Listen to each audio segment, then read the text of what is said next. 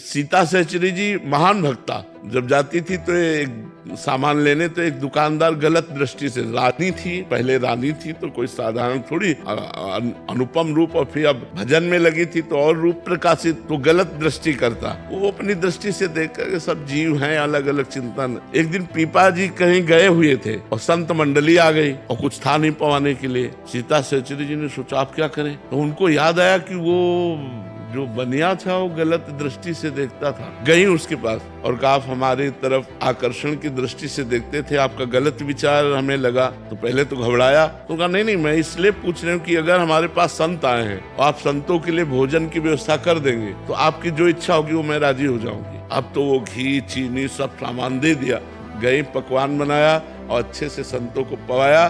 जब संत पा चुके तो उस समय पीपा जी आ गए। पीपा जी ने सीता सहचरी से पूछा हमारे पास तो कुछ था नहीं, संतों को क्या पवाया? तो उनका अपने को बेचकर पीपा जी के आंसू आ गए। उन्होंने कहा धन्य है जो तुम्हारी जैसी हमको मित्र मिली, पत्नी मिली। अब बैठो हमारे कांधे पे, मैं तुम्हें ले चलूंगा उसके पास। और उसकी दुकान के पास गए, उतर गए और कहा जाओ। जे ही वो गई तो चरणों में लौट गया और कान पकड़ा और कहा गलती पड़ी, कभी हम ऐसी गलती दृष्टि से आपकी तरफ